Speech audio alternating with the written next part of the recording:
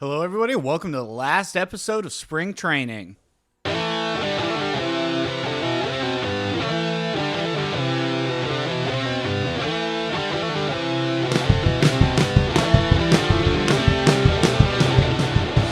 everybody. Welcome back to the Sogcast. I'm Patrick. I'm Matt. I'm Garrett. And I'm Owen. This is our last episode going into the regular season. Next week when we do this, the season will have officially started and the Mariners will be on their way to becoming World Series champions. Let's go. Yeah. Before we get into all that, the World Baseball Classic just ended. Japan beat the United States in an electrifying game that was unbelievably exciting. Came down to Trout and Ohtani for the final out. It was like written for a script. It was crazy. Yeah, it was a really good game. It was, 3-1 for a long time? And then when we got deeper into the game, I remember Kyle Schwarber, it was 3-0. The dude took a hack at a fastball down the middle and, couldn't get it over the fence. But it's cool to see that he's swinging 3-0. They're trying to really put their team back in the game. And then at the end of the game, Mookie Betts hit into a double play right before Trout faced Ohtani, so no one was on base, and Trout would have had to boost one to tie the game, right? Yeah, it was the best at bat I've seen in so long. It was insane. Ohtani, if you watch Ohtani, just don't watch his pitch, but watch his body. He was going 100%, over 100%. And Trout, same thing. He's swinging through 100-mile-an-hour fastballs down the middle. Shohei even pulled one 102 past the catcher to the backstop.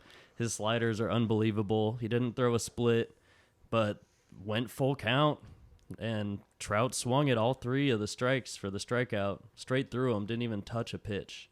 It was crazy, man. I loved when Ohtani put one right down the middle, just challenged him, dude. He's like, yeah, no. And then, dude. But honestly, good for Japan. They went the whole tournament undefeated. That's awesome. I think the last time it happened was Dominican Republic. But yeah, they're second team to do it. Not that there's been that many World Baseball Classics, but still really cool. Yeah, they were dealing, and it's huge for the country of Japan. I mean, something like, I just saw another stat, 97% of all TVs in Japan were tuned in to the World Baseball Classic. That is amazing. It's insane. It's cool. That's so good for baseball. It's huge. And for a social media standpoint, baseball players don't usually do that well on Instagram, followers compared to football players and basketball players and stuff. Shohei Ohtani just surpassed 5 million followers on Instagram. And going into the tournament, he was already the highest followed baseball player with 2 million followers. So he's gained 3+ million followers in the time span of 2.5 weeks. So more people are paying attention. More people are noticing worldwide. And gotta love it. Wish USA would have won, obviously. But damn, it was fun. And congrats to Japan. Yeah, Shohei just became a superhero. Funny little side statistic. Schwarber's had a home run in every major important game that baseball has to offer. All-Star Game, NLDS, All-Star Game. Did I already say that? Sorry. I'll just redo that whole bit. Nope. Nope. Regular season, season, batting practice, spring training. So he's a big moment guy, is what you're saying. Yes, he is comes a big up moment clutch. guy. But yeah, Japan's team is also insane. I didn't realize the high level that they're at, what level they are at. They're at a supreme level of baseball over there. Every pitcher is just as nasty as guys coming out of the pen in the MLB. They're throwing mid-high 90s, just like everyone we see over here. I'd say their pitching staff was better than the USA's pitching staff. Apparently they love the splitter as well. You used to think about Japanese baseball and be they bunt a lot. That's just part of the strategy. But now it seems like the pitchers are heavy on that splitter. There's all kinds of articles and videos. There's splitters are an art form in Japan, stuff like that. Well, even when the Mariners had Kazuhiro Sasaki as our closer, that was his big strikeout pitch, was his splitter. Dude, it's always been a big pitch in Japan. The splitter, forkball, splitter, it's always been big there. Hideo Nomo, I'm sure he had a splitter or forkball. who else? Like Darvish. Yu Darvish. Yeah, he's got a split, I'm sure. They all do. You know, they all work on that pitch. Like, it is an art over there. It's insane. And it has worked its way into our game as well, and becoming more useful for more guys. Like, even Logan Gilbert was trying to learn that split finger because it's a great version of a fastball that is nasty. Like, it just falls off. It's a fastball that it has crazy movement towards the end, and it's a little bit unpredictable. So, but it is an art form. It's a great pitch. Japan's all about it. One thing I will say with the Japanese pitching staff being better than the USA pitching staff in this tournament, also MLB or Team USA didn't send all of their best MLB players, unfortunately. I mean, there was still a lot of stars and everything, but it wasn't exactly tip-top. Some people like Clayton Kershaw wanted to participate, and the Dodgers wouldn't let him. And It happens. Yeah, and that happens with a bunch of guys and stuff. However, I believe with the success of this tournament and how exciting it was for everyone involved, I think we'll see that less and less in the future. Like, more people will be ready and chomping at the bit to play in the tournament. Yeah, Matt sort of mentioned something along these lines last week. It really is like just baseball's version of the Olympics or like the World Cup, but it's going to be so fun going forward. I can't wait to watch more World Baseball Classics, watch everybody participate at a high level. It's going to be super, super fun. There were a lot of questions like, where's Garrett Cole? Where's Aaron Judge? Right. You know, Judge's excuse is like, oh, I'm the new captain over here. I got to be at spring training with the team. And I can kind of see that. I get though. that too. Like, and he's a dude who is injury prone. We don't want anything to happen to Aaron Judge, right? At least the Yankees especially. But Yankee fans don't even like Aaron Judge anyway. I think in the future, guys like Aaron Judge will be at the World Baseball Classic, you know? I hope so. Manny Machado already played. I'm thinking about USA. Who else is a USA For any player? team, it doesn't even matter. Our Just pitching them staff. being like them participating is important. Yeah. For whatever country, who cares? Yeah, for sure. Our pitching staff, though, for the USA must get better. It was good, but like, yeah, where are all those star pitchers, the Cy Young-esque pitchers? You know, I think that'll happen in the future. It'll be a lot more fun and competitive. Definitely. And as much as we want to say like the risk for injury isn't so high, it's whatever. It's just not. It's not going to stop the World Baseball Classic, but it is something to think about. Like, if you're playing baseball in spring training, you're essentially just kind of warming up for the season. But when you're playing for the Classic, you're going pretty hard for your country. So the risk is totally there, and I understand why they don't want to send their elite, especially injury-prone players. But, I mean, at the end of the day, it's all fun, and it's just good for baseball in the long run. So I thought it was awesome. The whole thing was great. Good for Japan. And also, I mean, this is the 6th World Baseball Classic, 7th. They haven't done a ton of them. I'm not sure exactly how many there's been. So it started in like 06, and then they did one. They did like 2 more, 3 Then more. This is like the 5th one, I think. Something like that. But this is like the first one that people actually took interest in. They had done it in the past.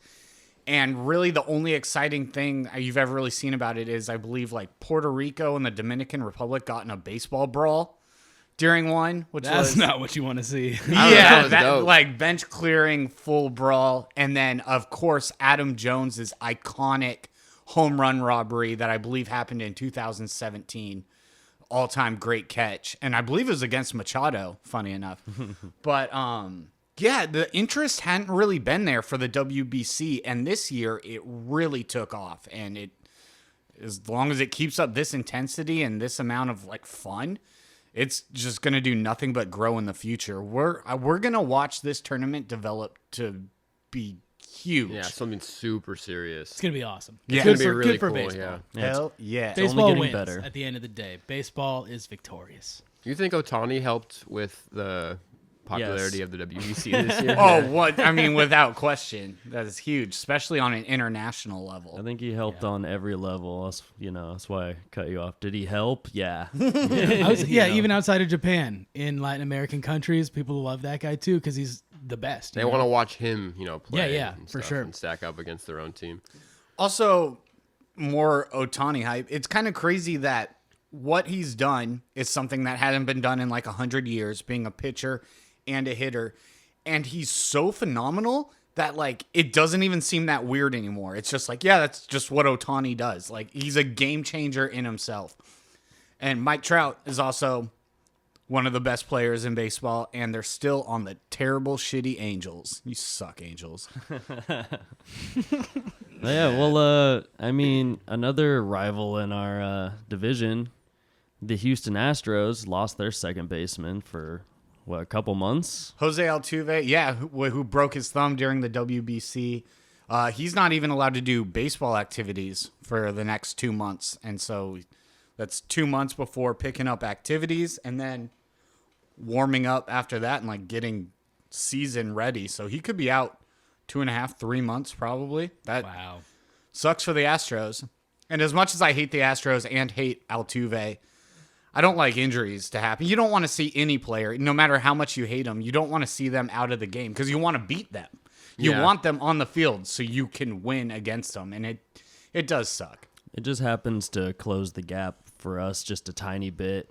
Hopefully it shakes things up enough that we can win more games against them early in the season, or they don't win the games that they could have because they have to plug a guy in that they're not used to, or just getting used to major league play also. We'll see what happens. I don't know who they have to throw in there, but they seem to have the depth they need to have I a think they complete got it team. covered. I don't know who it is either, but there's going to be some guy. Hopefully it just throws a wrench in there. Hopefully Yeah, it throws off the Altuve- chemistry or something. Yeah. He's been on the Astros for, I don't know if he's been there his whole career, but he's been His there whole career, yeah. Yeah, a minute. I think it was something like this is going to be the first second baseman other than Altuve to start opening day since like 2008 or something like that. Jesus. Yeah, as long as I can remember, he's been there. Yeah, because he's in his mid-30s now, and he's been playing forever. So Kind of he's an had a long, everyday. illustrious career with the Astros. 12 years on the Astros. He's an everyday kind of guy. Yeah. But hey, at least Dylan Moore only has like a side strain and has like less time to recover, so we have our depth back sooner than 2 months. Like we had Taylor Trammell already go down with the hamate bone and lost that depth.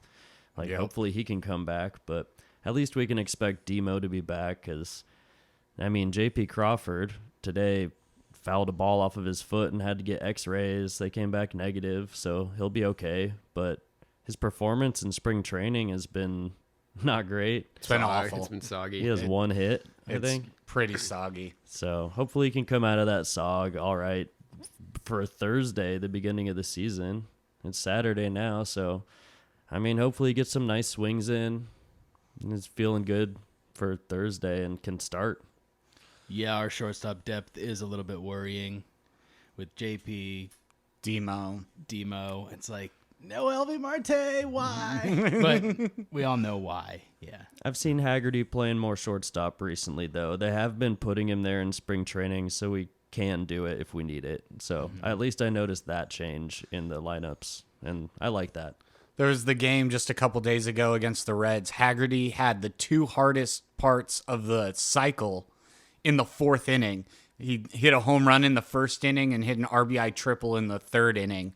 And then he got pulled in the fourth, which is a bummer, but still spring training, still rotating guys through. But I'd say let him try to get the cycle in spring training. Like, could you imagine something more useless? But it would be I mean, cool. still cool. Still cool. It's still a cool. cool. Still a milestone. cycle. It's still a cycle, but with the Mariners wrapping up spring training, their momentum is currently at an all-time high. They did lose to the Giants today, like 7-5, but still put up 5 runs.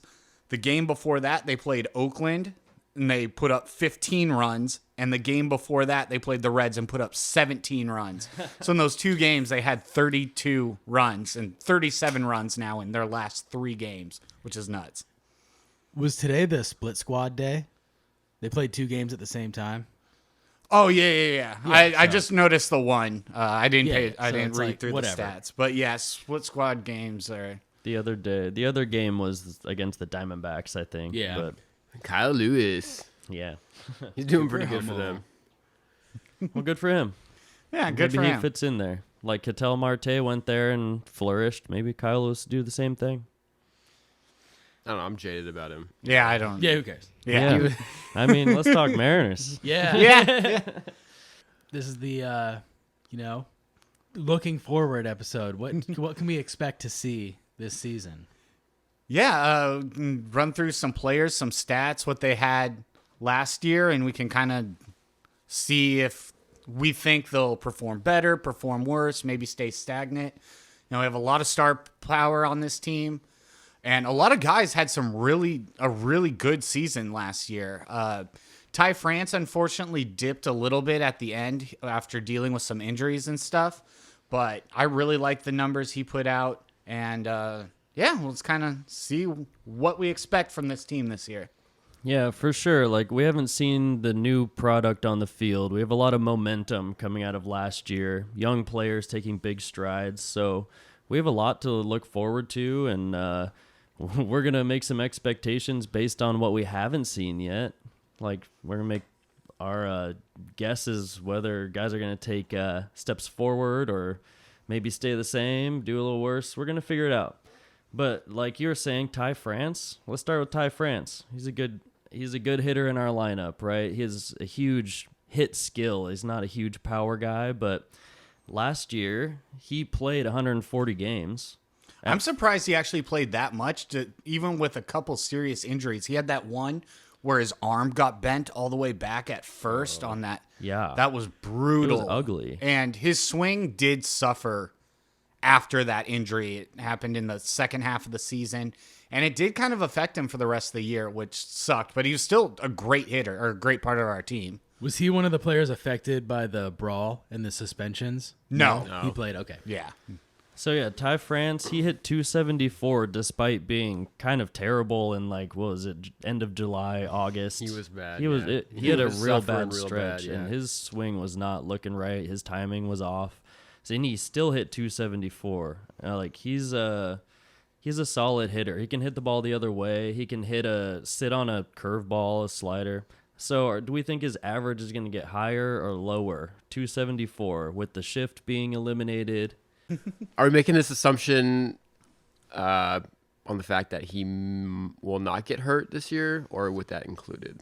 I mean, you can never really plan for injury or whatever, but assuming that he averages, I don't know, 145, 150 games without injury, how he might do.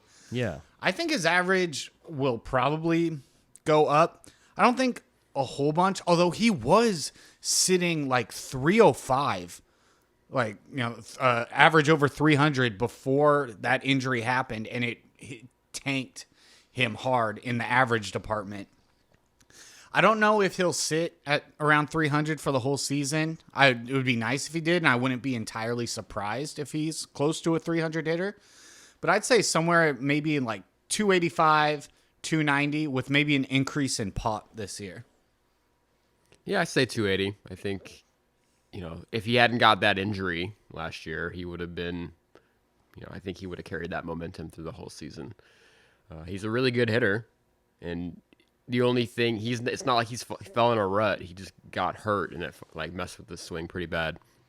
So I say 280. I think he does, a few more RBIs, a few more home runs.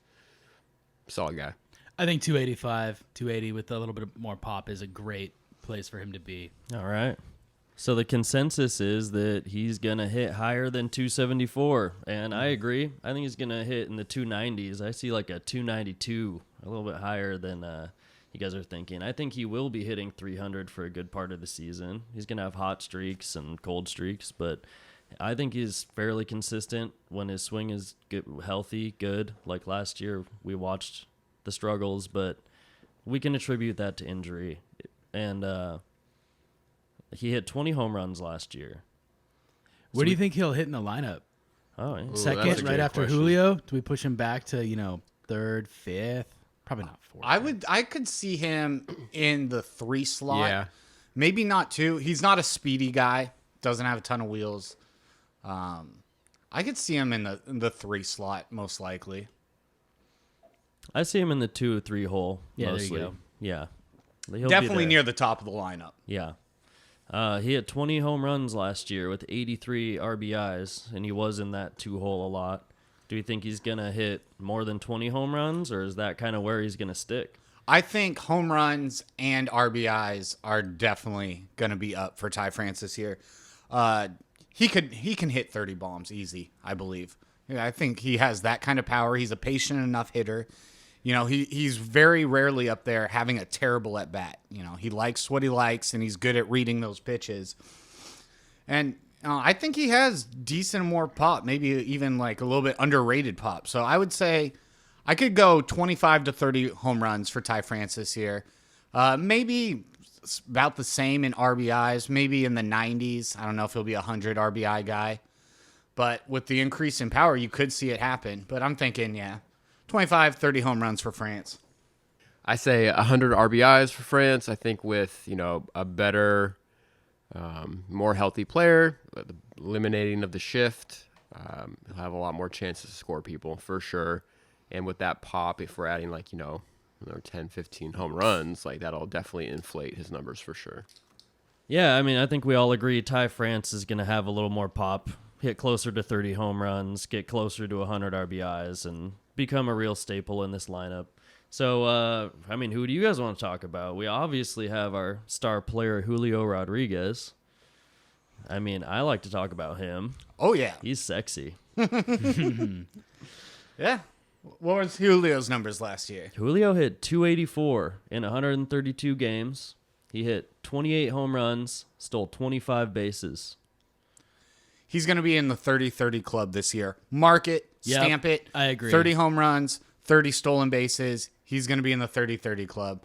Whole season, no injuries. He messed up his wrist pretty bad during the home run derby last year, which, again, don't even care. I was glad that he did the home run derby, and it kind of sucked that he missed a little bit of time after, but it's fine. And he got suspended because he's a badass and throws hands. So. Yeah, I think Julio will be a 30-30 guy. He's popping 30 homers and stealing 30 bases, especially with the bigger bases, with the pitch clock stuff. He's going to be swiping bags. Is he going to be a 40-40 player? I think he'll get close to being a 40-40 player in the next couple years while he's super speedy. I definitely see 40-40 being a possibility for Julio at some point in his career. I don't necessarily think it will be this year. And also, it is proven time and time again, even the greats have a sophomore slump. It kind of comes with the territory. I think it's possible that, you don't want it to happen, but he might have a little bit of a sophomore slump. Maybe pitchers are learning his tendencies a little bit more and being able to pitch to him more effectively. It's not the end of the world if he sophomore slumps. It has nothing to do with how great of a player he is. It's just something that naturally happens with players during their second season. However, I think he's so great that he's not going to have a bad season. Yeah. It's not going to be anything like that. He's going to be a special player. He is. But so yeah, I could see 30-30 for him though easily this year, especially if he stays healthy. I'm also going to stamp it 30-30 this year for Julio Rodriguez. Woo. I do wonder, like you're talking about sophomore year, how much they want to wrangle him or just let him be Julio. Hey, man, I know your rookie year, you want to go all out. You're the new kid. You have such high energy. You can do anything. Are they just going to let him go again and be just be Julio Rodriguez? Or are they going to be don't chase so much, let's start working on everything that's going to make you the best player possible? Or are they just going to be Julio Rodriguez and go out there and do exactly what you do all the time? I am pretty optimistic that his batting average is going to stay over 300 the whole year. If we remember correctly, it's a big one. Yep. If we remember when he first got into the league, he struck out a lot. He was getting squeezed so hard. So I think now that he's been in the league for a minute, really positioned himself as a star, I think the strikeouts are going to go way down, and those are going to transfer into hits.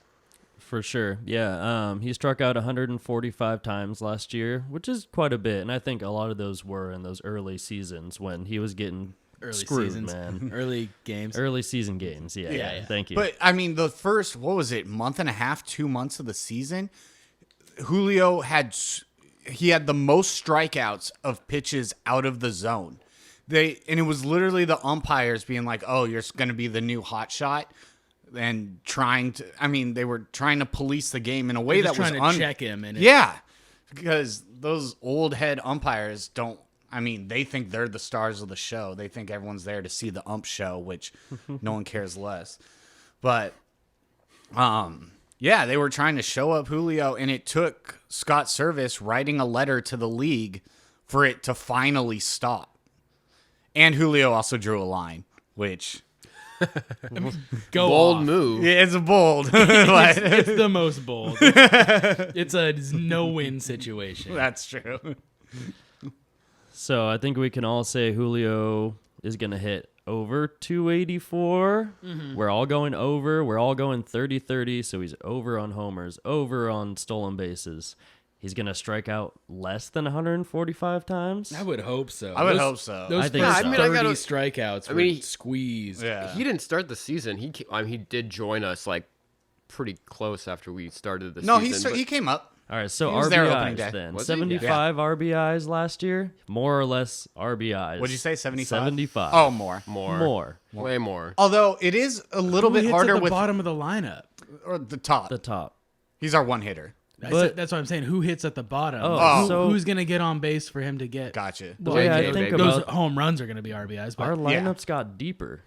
Like we've Yeah. gotten a deeper lineup, and so like dudes are going to be on base. And also, if you think about it, the only time that he hits first guaranteed is the first inning. So he might come up, with dudes on base when, Like later even in the though game, yeah. he's the leadoff hitter, it means he gets the most at bats in the game also. right. So but I'm just wondering who gets on base before him, so he can just Anybody. hit doubles, triples, home runs, whatever it is. you Yeah. know. Just score more runs. whoever's at the bottom of our lineup, JP, Probably JP. Yeah. Sam Haggerty, JK. Colton Wong. Yeah. Cal has also hit pretty low in the lineup. He has nice power, but his average is pretty low.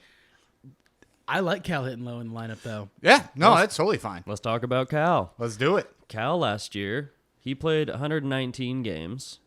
He hit 27 homers, and his average was 211.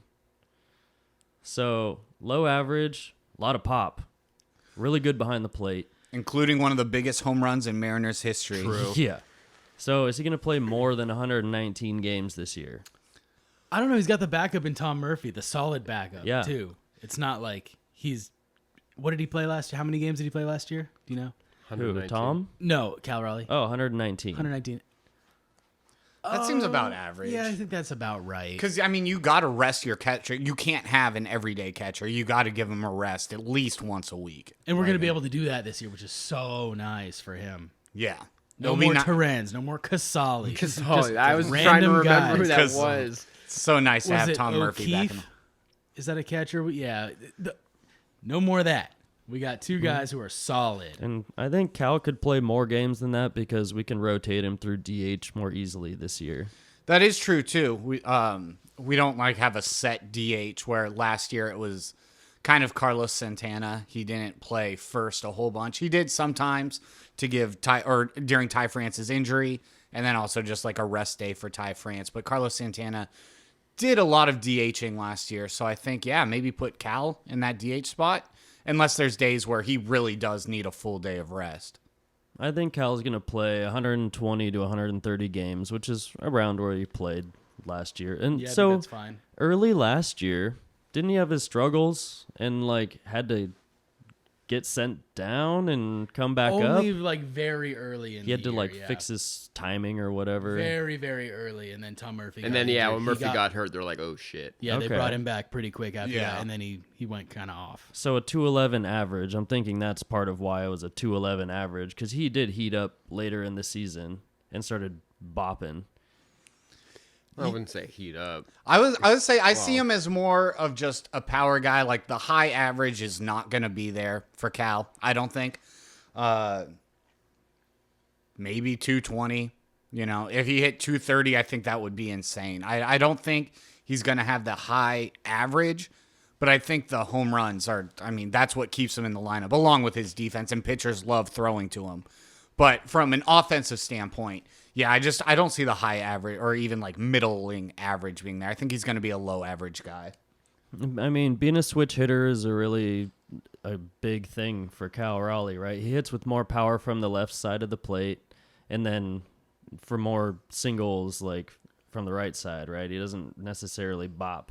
But he did hit 27 homers, which I was really surprised. I was like, wow, 27? Like, so he does have the power. I don't know if he does have that consistency for average, but I think he's going to take a full step forward and be in like the 230 range at least. I think Cal will probably stay around that 211 average. He's just not a single guy. He's like a power hitter for sure, and he plays that role really well. I think he probably hits 30 home runs this year. Nice. With more RBIs for sure. And he was all last year, well, not all last year, but last year he had that broken thumb or he was something. He had to have surgery on his thumb in the offseason. And I mean, he was able obviously to play through it. I mean, he caught 18 innings in that Astros game. Incredible. It was insane. That was an anomaly. I mean, talk about like an absolute workhorse and what a tough guy he is. Because, I mean, they said like his ligament was like falling off of his thumb. Like he went from That's so catching gross. that 18 inning games to like immediately having surgery. Yeah. He needed it so bad. That's disgusting. Barring all injury, I kind of agree with you though, Owen. I think he stays around his, 211, whatever average. I think 230 is getting up there for him. Yeah. And like, I mean, I got to imagine if that ligament in his thumb, like it must have made batting really shitty. And I'm sure that affected maybe his production. Let alone catching. Jesus. Yeah, like I think his homers and RBIs definitely go up. I think his average stays the same, maybe drops off a little bit. I don't think it's going to be like Evan White numbers or anything like that, but Yeah, for sure. What about Eugenio Suarez? Kind of the same guy where like high power average, meh, we'll see. Like strikes out a ton. I think he's going to strike out more this year. So he struck out 196 times last year, which was That's it? a lot. Yeah, that's it. That ain't shit. But he did, Rookie numbers. You got to pump those numbers up. but he did hit for 236 average with 31 homers and 87 RBIs. So he was a huge producer on our team. And with an average in the 230s and bopping 30 home runs, that's kind of where I see Cal maybe taking the step up towards. But I see where he's definitely not like at Suarez's level of hitting production. He's more of a pure hitter where it's like all or nothing. You're going to shoot a rocket out there or you're going to swing with your eyes closed and go sit down. I think Santana's average will decrease. Suarez. Sorry. That Santana's a part of that, so that's why Oh, I think so. I think Suarez's average will decrease. I think his homers will increase. I also think his strikeouts are going to go up. I think, with Santana gone, like who's our like main big beefcake that hits home runs? It's got to be Suarez. Right. be That's why I Suarez. think he's going to take on that role and swing as hard as he can at a lot of his plate appearances. And he's trying to fill up that role of like being that power hitter. And I think that's going to. I think he can fill that role, but I think he's also a really smart hitter. He's going to strike out a lot. But at the same time, I think he's going to walk a lot. And, yeah, he's going to hit bombs for sure. I actually really agree with Owen's statement, like especially with certain power guys. For example, a big name who used to be known for home runs and striking out only was a guy named Adam Dunn. Ooh. And Adam The best at it. And Adam Dunn was very outspoken where he's like, if I'm coming up in a situation where there's runners on and like we need to score and stuff, I'll try my best to be a pure hitter. But if I'm coming up, there's 2 outs, there's no one on. I'm trying my hardest to put the ball in the seats every single time. And Suarez might not be to that much of an extreme. But yeah, like Owen's saying, if he's stepping into that power role, if he's going up, there's no one on base and there's 2 outs, he's not going to look to slap a single or try to get on base in that Right. situation. He's going to try to launch one. I think his strikeouts will, stay high. I don't see him even being like that big of an on-base guy. He likes to swing, and he can get a hold of one and launch it. Yeah, I mean, I don't see Eugenio Suarez dropping off significantly. I don't see him improving significantly. I think we know what we're getting. He's kind of proven that that's what he's about. And we've seen it for 1 year, and I think he fits in really well here, likes it here, and is comfortable enough to put up the same numbers. 236, 31 homers, about 200 strikeouts, play 150 games at third base. Let's go. That's another thing. I was looking up Suarez's numbers of like games played. The dude barely misses games. Like throughout his career, he averages like 150 plus games played during a season. Dude's a workhorse. He's always out there. And another big part of his game, I know we're kind of looking on the offensive side of things right now, but again, stellar defense from him. I wanted to mention his defense as well. He's a great third baseman. Great reads. Yeah. He's got a cannon for an arm. I love his arm. Really liked maybe not the most range, but he didn't really need it. And actually, I wonder if with the banning of the shift, we might see his limited range maybe more brought to light this year. But even still, he gets good reads on the ball, and he's got a great cannon. Love his defense. Suarez is an all-around great player. I think it's one of the best pickups we've had, and it's so awesome that he's like the shining light in that Winker, trade to the Reds that we had. We lost Winker, and Suarez turned out to be The guy. the guy, guy in yeah, that literally. deal. That's awesome. And also it helped with us getting Castillo because they were all teammates on the Reds. So Suarez and Winker were like, you're going to love it here to sign with Seattle. And, now that was one of our biggest pickups with Luis Castillo. So, The good vibes only attitude is nothing but pure excellence. I love that guy. He's my favorite Mariner right now. He is fun to watch. He He's looks awesome. like I love he Suarez. just has a fun time out there, which is so nice to see. Like, you look at Trout, and he's just like a robot. You don't see much enthusiasm out of him. Wonder why that is. Well, because he's on the Angels. Yeah, that's what I'm saying.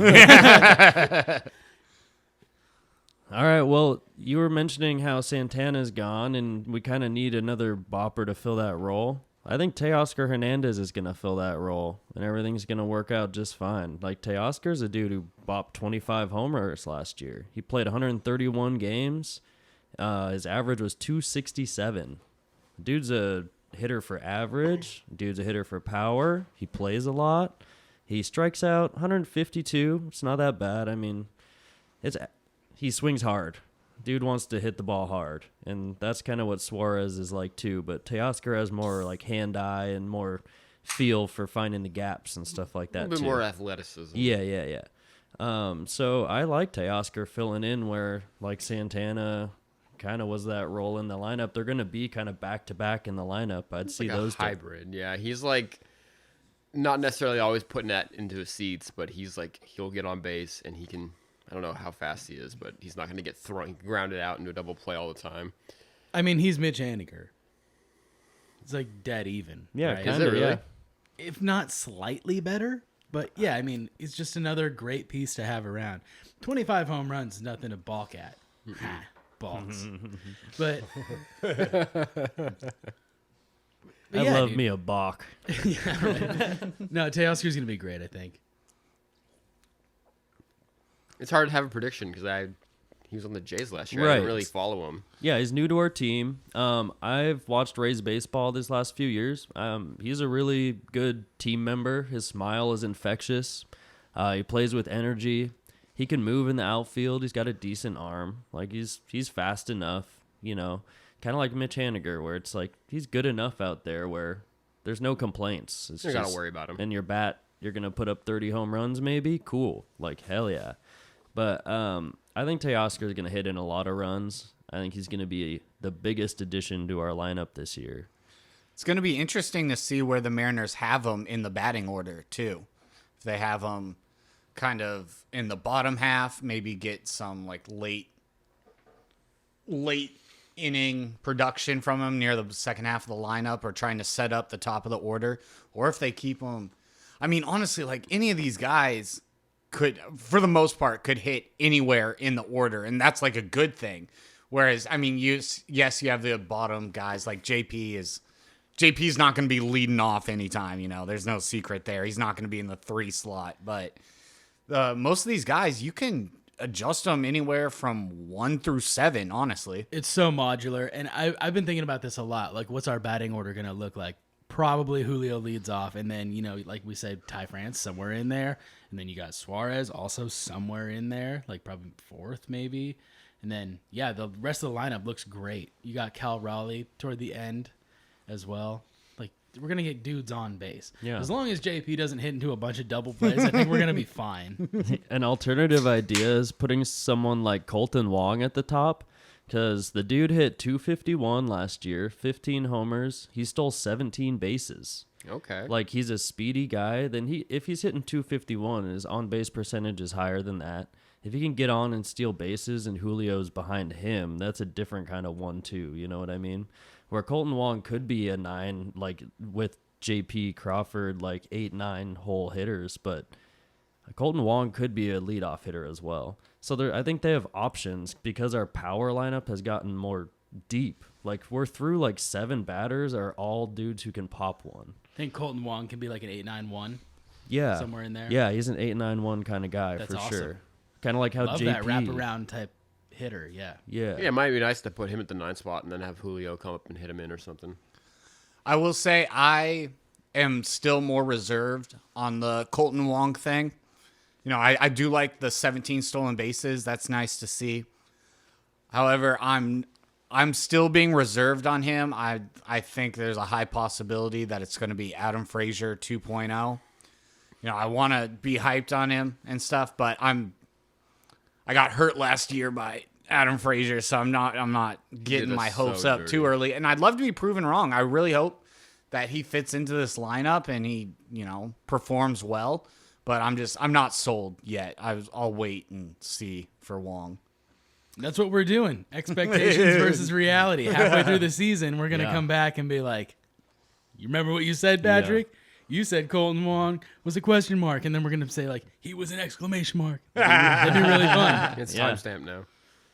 I got one more player on my list here offensively is JP Crawford, because it's hard to know what to expect from JP Crawford right now. Yeah, he's my question mark for sure. Yeah, he's been up and down throughout his career, and usually it's his defense that has set him apart, but his defense was a little rocky last year. I mean, he still is one of the better hands in the game, but it was a bit of a drop-off last year. Errors, mistakes, it was a little rough. Yeah, he had some rough times last year. He threw the ball away sometimes. He made some mistakes. But I still think he's very high in the defensive scale of, like, plays you can make as a shortstop. He still has insane range. He doesn't have, like, the strongest arm, but the way he dances around the field and, like, gets to balls and can position his body and make plays is a really huge plus for him. Because his bat, I mean, he hit 243 last year.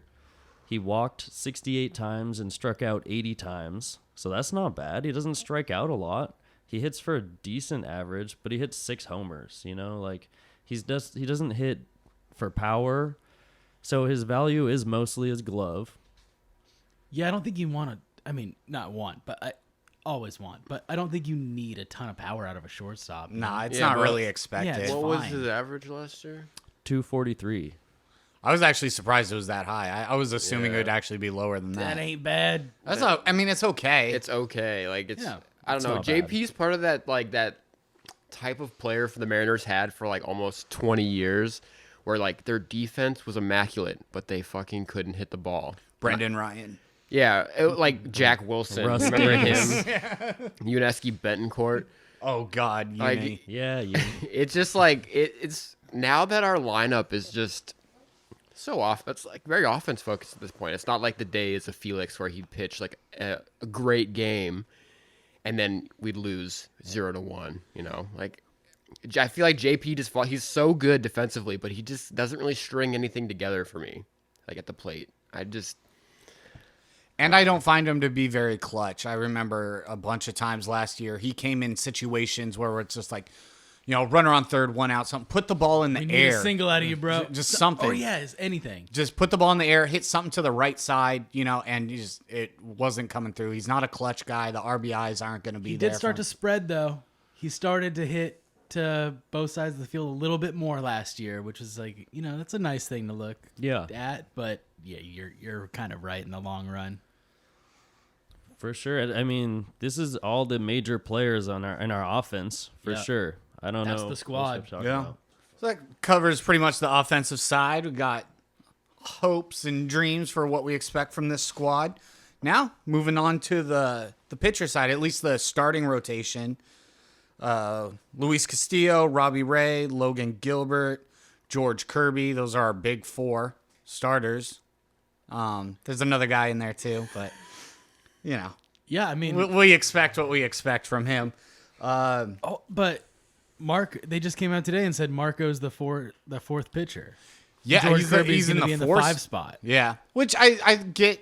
It makes sense. Also, just Marco having more experience. Also, Kirby has a younger arm and stuff, so it makes sense having him in that 5th slot. And you can rotate a starter out, give Chris Flexen a spot start if needed. Yeah, Marco's gonna have a baby soon, so we're gonna see Chris Flexen in like April. I think another reason they do that is like the way the schedule lines up. They're playing 4 games against the Guardians, right? Mm-hmm. So then Kirby starts the next series at the top, and then you go Kirby Castillo against the next series. The way it lines up right now is just how they're gonna throw it out there first. Yeah, for sure. So let's start off with Robbie Ray. He had an ERA of 3.71 last year, which is good. It's a little high, for an ace. But honestly, I mean, anything under 4 realistically is good. It's nice. 212 strikeouts. Oh yeah, 62 walks, which was That's not bad. Yeah, especially with the 212 strikeouts to go against it. Good ratio. They issue 32 home runs given up. He gave up a lot of bombs last year. It's a fair bit of home runs. It is. So Is it more than Marco? I'm not sure. I don't know. I didn't look up the Marco You stats. don't need We've to. talked about him enough that we know. we're going to talk about our horses. Yeah. So what do you guys expect from Robbie Ray this year? I expect Robbie Ray to do about the same thing he did last year, honestly. I think he'll have over 200 strikeouts again. That's a landmark, for pitchers to hit, the milestone. I think he'll go over 200 again.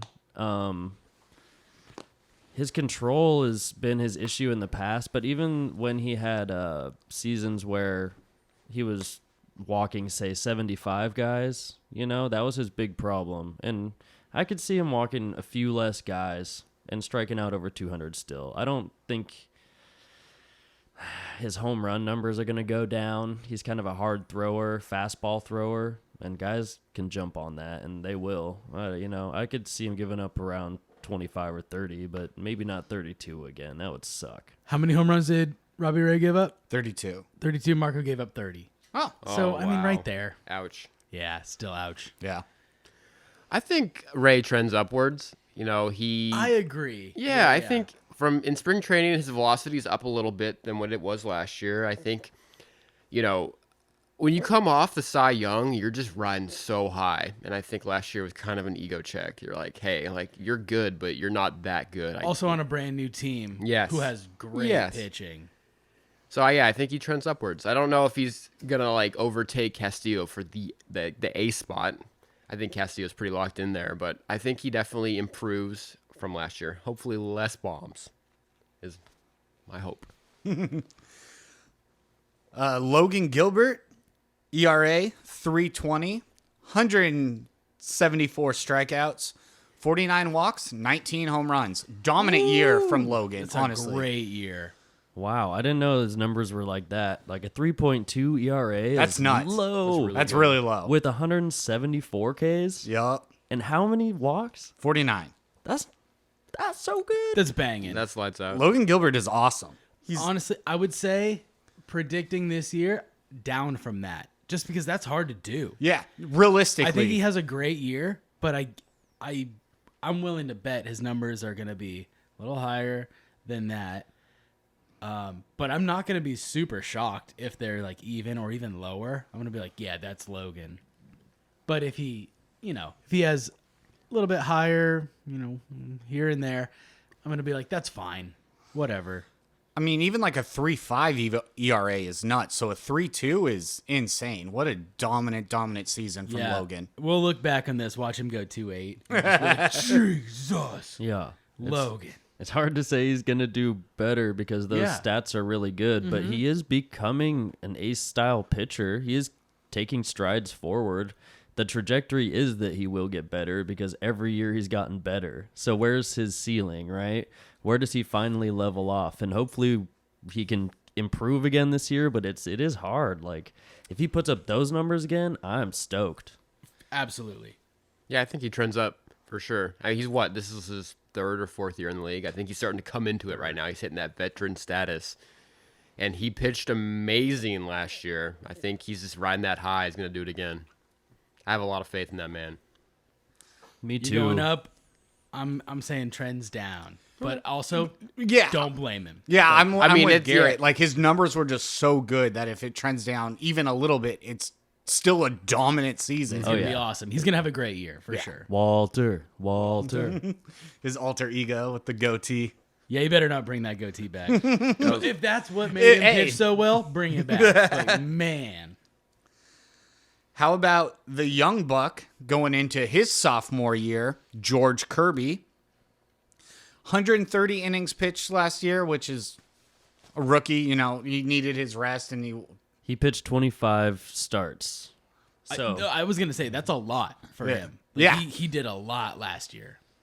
ERA 3.39, 133 strikeouts, only 22 walks in the whole season. That's nuts. And do you remember, it wasn't until near the end of the season, he went like 20 plus starts where he didn't walk 2 people in the same game. I mean, the dude doesn't walk people. He attacks the zone. He gets hitters to swing and miss. And again, though, as I mentioned earlier, the sophomore slump is real. And even we saw it with Kirby. The second time, I believe he went against the White Sox or the Guardians. I can't remember, but the second time that he pitched against them, he fell apart a little bit. The hitters were used to his style and stuff and kind of jumped on him early. It was one of the only really bad starts Kirby had last year.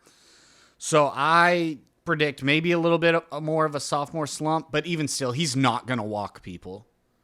Yeah, I agree. I think he trends downwards, not like a terrible amount. I think he's just 2nd year in the league, and now he's getting that full start from the beginning of the season to the end. I think it's a lot to take in because he didn't start last year until he still made 25 starts, but it wasn't the whole season. Yeah, he came in later, I believe, after Matt Brash tried and failed at being a starter. he made like 7 starts or something like that. And he has nasty stuff. It's just that he didn't have the control. He was striking guys out, but For Brash. walking guys too. Yeah, Brash. Yeah. So Kirby ended up filling that role really nicely because he's a natural strike thrower.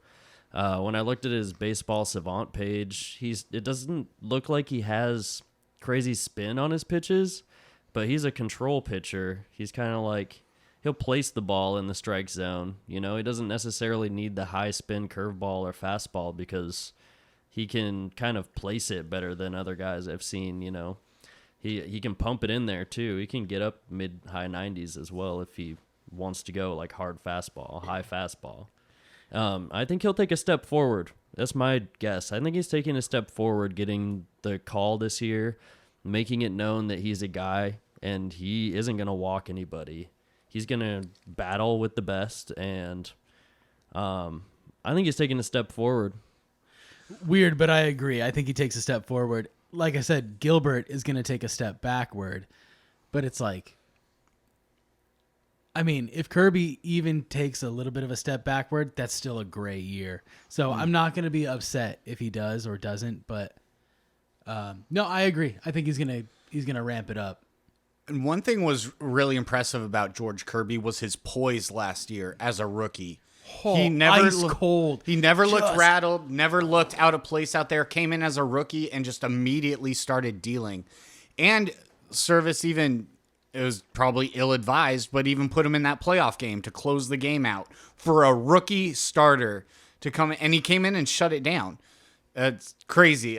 He's ice cold, Really like Kirby, like his poise. I'm expecting another great year from him, although I won't be surprised if the sophomore slump maybe jumps on him early on the season. And again, he's now, as Owen mentioned, this is his first time starting the season on the team, so he's going to be there from the very beginning.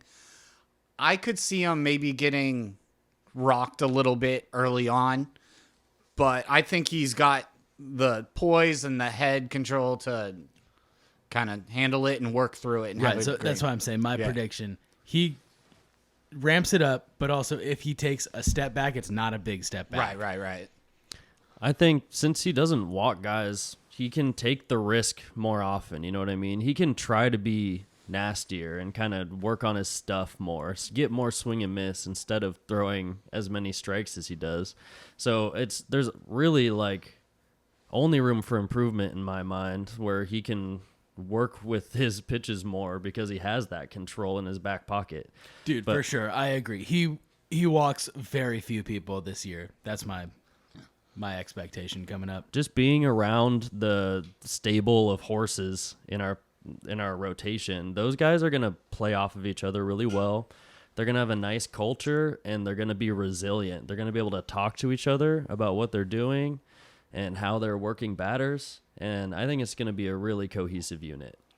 Also, as I was like going over these stats, it really staples how dominant the Mariners pitching staff is. It's very fucking awesome. And to close it out with our ace, Luis Castillo, last year, 167 strikeouts, 45 walks, ERA of 2.99. And how many innings did he throw? 150. Damn, and he didn't even start the season with the Mariners. He played like half a season. Yeah, those innings pitched, though, count as like from the season, okay. not 150 on the Mariners. Yeah, it's the whole season. Yeah, I was like, what? How is that real? That's not real. I think he started hurt on the Reds, but then pitched like 10 games for them, and then came over and pitched for us as well. So he could go up to like 190, 200 innings. Like that's kind of what you want out of your ace pitchers. Is 200 is a mark that Robbie Ray hopefully throws 200 innings. Robbie Ray did get close last year. He threw 189. Yeah, so that's kind of the mark you want from your top starters, and I think Castillo will approach 200 innings instead of 130 or 150, So his numbers will all go up. His strikeout rate is like K per 9 is like 10. He strikes out so many batters, and I don't know. Does he walk a lot of guys? It seems like he's just dominant. I mean, 167 strikeouts to 45 walks. Oh, no, he doesn't walk guys. Yeah, the Mariners are not keen on giving batters free bases. Like, you got to earn that shit. Good job, DePoto. Picking up guys that don't walk dudes. I love that. Walks are so demoralizing. Like, if you're just watching your pitcher just walk like his third guy of the inning, and you're just like, Jesus Christ, find the strike zone. At least let him put the ball in play. We haven't talked a whole lot about relievers, but Castillo is known for loading the bases. Diego Castillo. Yeah, Diego. Yeah, sorry. He's not Luis. Yeah. With his 45 walks, dude, he's known for it. Just a free pass. You might as well just start him at first base. No, Diego Castillo, reliever. But yeah, man. Yeah, our pitching staff is dominant in the fact that we have a sixth starter in Chris Flexen who can do spot starts if needed. Marco is in there. He's a guy we hope for more improvements for him. But really, the big four, these horses are like what they're nuts. Yeah, it's such a strong pitching staff. And I think with the Mariners making the playoffs last year, and there'll be a little bit more media attention on them. And if they start out strong, these pitchers start off the season dealing, I think more of the league is going to be really familiar with how great our pitching staff is. Yeah, I didn't look up stats for all of our bullpen, but we know what our bullpen does. And two guys that I want to mention in our bullpen are Andres Munoz, who did finally get a couple innings in spring training. Nice. And Matt Brash, because I think those guys are going to be the biggest pieces in the biggest moments when the pressure's on. It could be the 7th inning, the 8th inning, the highest leverage moments. and add Seawald to that list. So, like, those three guys are going to be absolutely huge at the back end of our bullpen, and I can't wait to watch those guys absolutely make those hitters look foolish. And hopefully a healthy Casey Sadler. Now that he's back, you can expect maybe a little bit of rust at the beginning. He missed an entire year with Tommy John, but God, it's nice to have him back. And, our bullpen is very right-handed heavy. I think it's all right-handers. Yeah, I don't all think of there's, them. which is weird. But again, if they're good at like getting people out, why does if it you matter? can pitch to lefties. Yeah, then- exactly. Okay.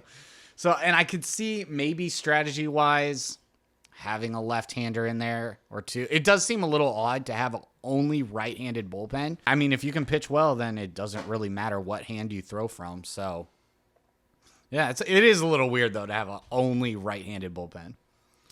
So do we think Luis Castillo could get some votes for Cy Young? Do we which one of our starting pitchers is going to get Cy Young votes? If I had to pick one, I think I'd pick Kirby Ooh, because he's special. the young gun He's a Kirby. young kid, and he's killing it. We'll see how he does this season, but I'm going to stamp.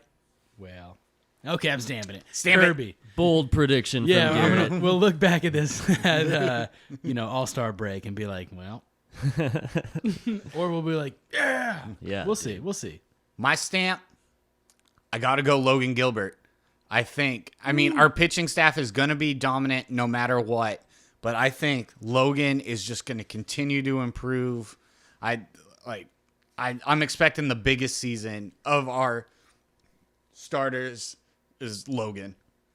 Yeah, I think Logan gets it too. He's so good. All right, so you guys think Logan's going to get Cy Young votes this year? 100%. That's dope. Okay. I'd like Yeah, to what do see you it. think? If you picked a starting pitcher, who do you got? I love me some Logan, you guys, but Luis Castillo is going to put together a full season of filth. Like Robbie Ray, I just can't bank on that as much as I can. Like a guy like Castillo coming over here, he's going to put together a full season, and it's going to be nice. He's going to get the most Cy Young votes on our team, and he might be top 5 Cy Young votes. That's my prediction. I'm going to say my picks for the season, best offensive player. I think all around, let's see, because, it's a safe bet to go Julio. Yeah. Yep. Yeah, but I kind of want to be bold, but I'm going to take the safe one on this. I expect Julio, breakout season, MVP talks. Not necessarily winning the MVP, but I would not be surprised to have him in his second year be part of the discussion. Like top 10. Yeah, I could say top 10 for I Julio. mean, votes casted for sure. Yeah. Oh, yeah. So I'm going to say Julio, and I expect another great season from Ty France. For the pitching side, I'll go Logan, and I think this is just a bold. I think we will see the transition from Seawald to Munoz as our everyday closer. Those are my predictions. Also, the Mariners are going to win 95 games this year. Dude, there you go. Hey. That's my stamps going into the Alright. season. How many did we That's win what's last up. year? 90? It was 90. I think it's been 89? 90 the last 2 years, actually. 90 wins. Just last year was fortunately enough to get us in when it wasn't the year before. So, Yeah, man. Julio is no doubt a monster in this league now. Will he get Silver Slugger votes? He's going to get the Silver Slugger. That's it. Like, stipulations in his new contract make it so that if he wins those awards, he gets paid more, too. Like, that puts extra incentive on this young monster to come in and actually, like, put the barrel on the ball and win that Silver Slugger, get MVP votes. I could see him being a top 10 MVP votes guy. I could see him winning the Silver Slugger. I'm worried about the pressure on Julio to, swing hard. I don't want to see this kid get injured. Like, we got to, bring him up right. He's so young and flexible. I know. I would. But I think the safe bet, yeah, Julio. I think Suarez goes off. I'm gonna go Yeah. Suarez is my pick for Just all around. dominant season. Yeah. How about- has a fucking awesome season. Let's set a 40 homer Suarez season. How about that? Is that what you're talking about? That would be 38. nuts. I'm Okay, hitting 38. 38. 38. 38. I mean, you guys know.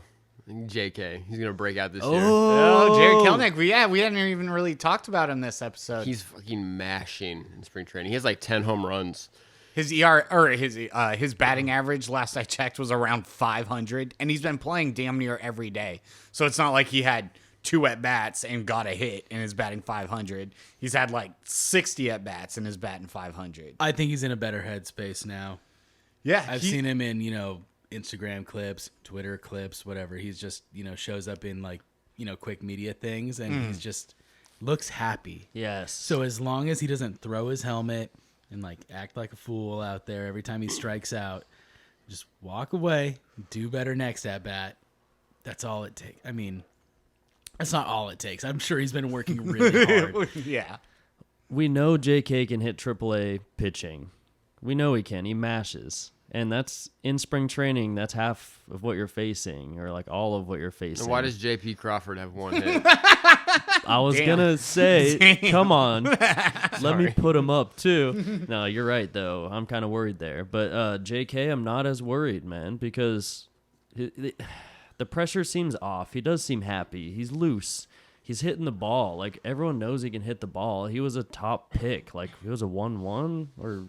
He has a really high draft pick. Everyone knows what his ceiling is. It's just like he is maturing. When he was feel coming up good with about it. Julio, a lot of people were like, he's the next guy, and like Julio can wait a year. That didn't pan out. With Julio yeah. came up and ruined the league, Yeah. and JK struggled a lot. So I like having Pollock with JK at least, where you can platoon There you them. go. So where even There you if go. Kelenic does get in that bad headspace or doesn't perform, and we have to like trade him or DFA him or whatever happens with his no options, at least we have some depth there. And when Trammell gets back, we have another player. But I don't see that happening. I'm with you, Owen. What do you think he's gonna do? I mean, he's already really good in right. He's got a really good arm. Nice defense. Really yeah. good defense. Like, it was almost, even when he was having his struggles at the plate, he was still lights out in left field when he like platooned with Winker and stuff. I have a question. How many games is he gonna play? Does he play 100 games? Well, he's out of what is he gonna do? Platoon outfield and hit. He's going to be in right field mainly. Right and left field. Platooning with. I don't think he's gonna platoon. He's just gonna be so good. He's just, I I like think that. he's That's gonna a- be like the everyday Okay. guy. I think he's like it.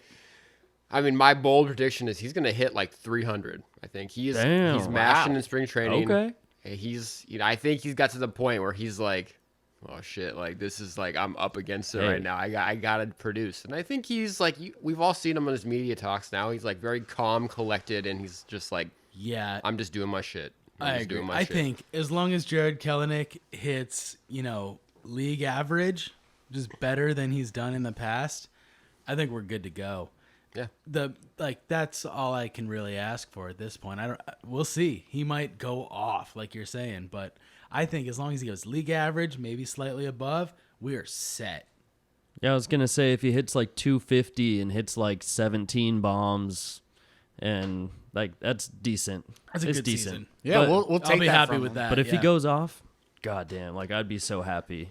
No shift. I think he's gonna hit way more bombs. I think his average is gonna be so high, not like insane. Like, oh my god, he's hitting 450 in the majors. So Owen thinks he's playing a majority of the games, 130 plus Yeah. games, 30 bombs, I say 30. under 300, over 300. I say like right around. I think Right around. like Okay. he, like fluctuates between 290 and like 305. Hey, man, I'm with 310. Yeah. I like the takes, and Damn. I mean that's what we're here for.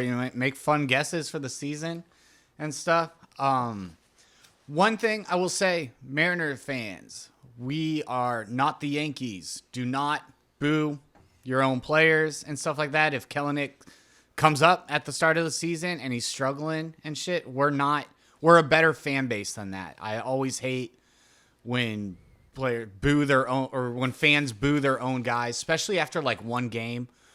We're a better fan base than that. Don't heckle your own guys. I heard some stories on Twitter and stuff last year of like fans in right field heckling Kellenic when he's out there, and it's like, that's just gonna make him hate you guys and like It's just some drunk bros. Fuck them. you know? and I agree with that, but seriously, like as a fan base, we're better than that. I mean, you had Aaron Judge last year set the record for the AL home run record with 62 home runs, and he struck out 4 times in a playoff game, which is a bad game, especially on a big. But they booed him off the field. Like that's crap, garbage. and we're a better fan base than that. We love our players, we love our team. Yeah, don't boo, don't heckle your own team. You know, we're better. Keep it classy, Seattle. Yeah, it's one thing to talk shit in the garage. It's another thing to show up to a game and, talk shit to the players. Yeah, to your personally. own guys. It doesn't make any sense. I hate it. Set a good example for all the kids at the game, please. Well, anyway, we've gone through all of our expectations for the season, most of our major players. We're going to look back in the future and see how these predictions hold up because we have no idea what the reality is going to be. It's early yet. Yeah, and it's just fun to. The season starts Thursday. Yep, Owen and I will be there. We're super So stoked. excited. Against what, the Cleveland Guardians? The Guardians, right. who just put up All 15 right. on. Yep. Anyway, since I love doing this whole podcast with you guys, all my bros, I brought you guys some gifts.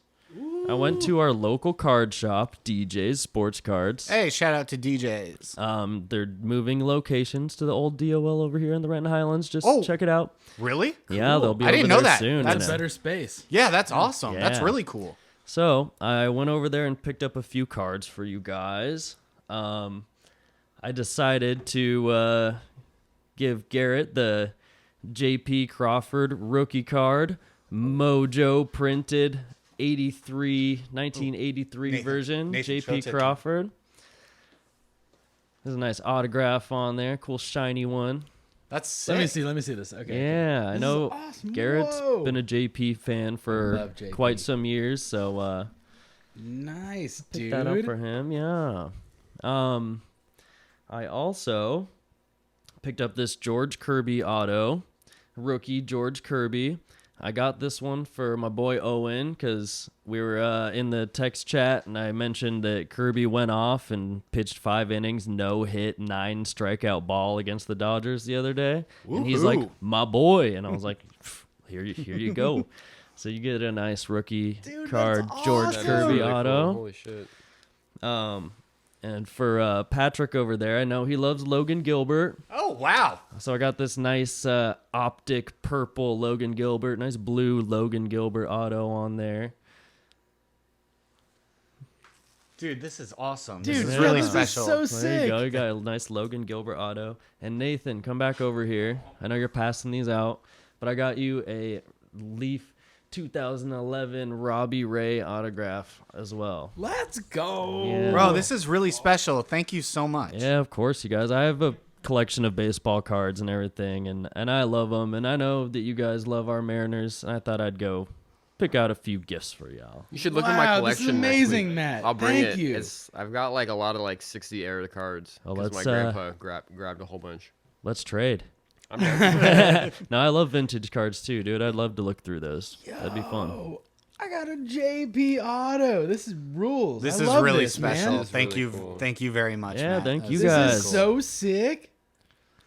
And also, for our listeners, if you want to check these videos and stuff, will be on our Instagram and stuff. You can check out our cards and see what we got and stuff. It's really cool. Thank you, Matt. Yeah, of course. Dude, this rules. I'm so happy. This is really cool. I love talking baseball with you guys, so you know We love I'll doing pay it this. back. We We're gonna hope do it all season. all season. We're really excited, and it's right around the corner. By our next episode, the season will have started, and just nothing but hopes and fun and baseball for the next like 7 months, 8 months. I'm beyond excited. Oh, I love baseball. I love baseball. The future is here for the Mariners, you guys. Like happening. The window is wide open and the air is blowing through. It's springtime. It's fucking that marine layer is gonna not be so effective soon. We'll be out there all summer watching baseball games. Hell yeah. Well, thank you guys so much. I hope you guys are all excited for the start of the season. Go and catch a game early on. I know it's a little rough at the beginning. It's still pretty cold in that stadium. The wind whips through, but dress warm and put it on a beer jacket. You'll be fine. Bring a thermos. Bring some hot cocoa. I don't think they'll like that. Oh, you can do that. You can bring your own food. If you bring an empty thing and the hot cocoa mix, it'll work out, man. Bring your hot cocoa. Thank you guys so much for listening. If you want to check out the cards or see clips from this episode, those videos will be on our Instagram, the Mariners Sogcast. Make sure to like, comment, subscribe. You can find us on YouTube, Instagram, Spotify, Facebook. Come check us out. We have had so much fun giving you these episodes every week, and we hope you guys enjoyed listening. Hope you guys are excited for the season. It's going to be a great one for the Mariners. Happy opening day. Let's Happy go. opening day. Yeah, Happy it's opening day, and go Mariners!